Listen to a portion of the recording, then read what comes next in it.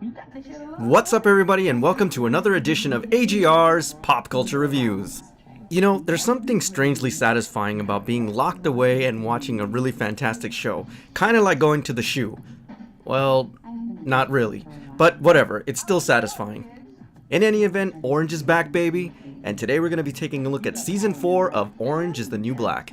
Now don't worry, I realize that Season 4 was just released, and some of you haven't been able to get caught up yet, so I'm not going to have any spoilers, but I will talk about some of the things that made this season really great.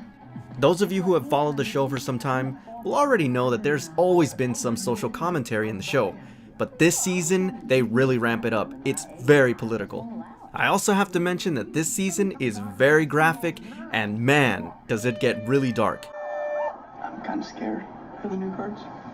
There are a whole new set of rules this season, and school's in, baby. There is literally an invasion of new characters this season. Now, usually when a series introduces new characters, it's kind of a desperate act to boost ratings, but not here. It's actually integral to the story. It sets a really good tone for this season without being too contrived and forced. The first of these new characters that really stand out is Judy King, and she really plays a celebrity lifestyle kind of guru. She's sentenced to Litchfield for tax evasion. She's kind of an amalgamation of Martha Stewart and Paula Deen. What makes her character really great is that she's so well written, and she's not played as a caricature. She's clearly a metaphor for the overt and often shameful disparity between celebrity status in America and our justice system. The other new standout character is a new CO named Desi Piscatella, and holy shit, this guy.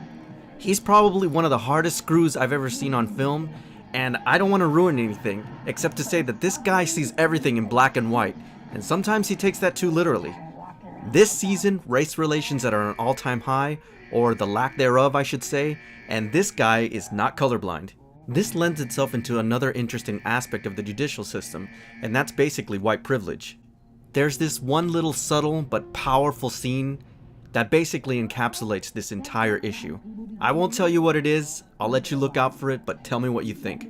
Captain Piscatella is an indictment of another erroneous issue in our correction system, and that's basically the monetization of human beings.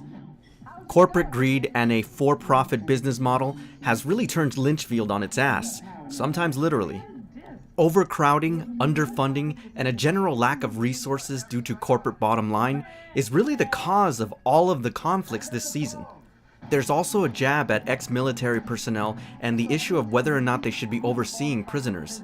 Some of the scenes and imagery this season are eerily similar to the treatment of prisoners in Abu Ghraib and Guantanamo Bay.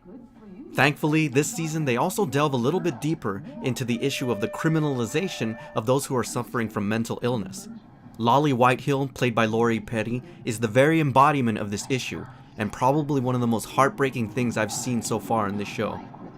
As you already know, every season has certain characters that they pick out to kind of go into their backstory, and this one's no different. This season, however, they've finally gone into the backstories of some of my favorite characters, and they're absolutely fascinating.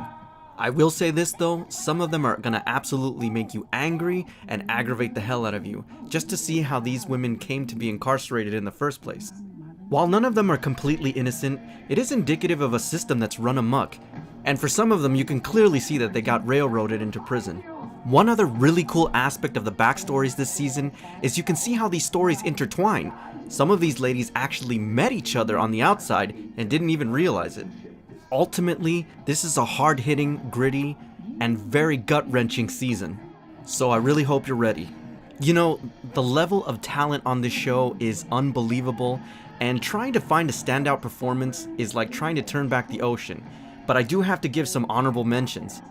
Uzu Abduba, Lori Petty, Danielle Brooks, Elizabeth Rodriguez, Samira Wiley, Diane Guerrero, Jessica Pimentel, and Kate Mulgrew. Amazing. Alright, so that's my official review on Orange is the New Black Season 4.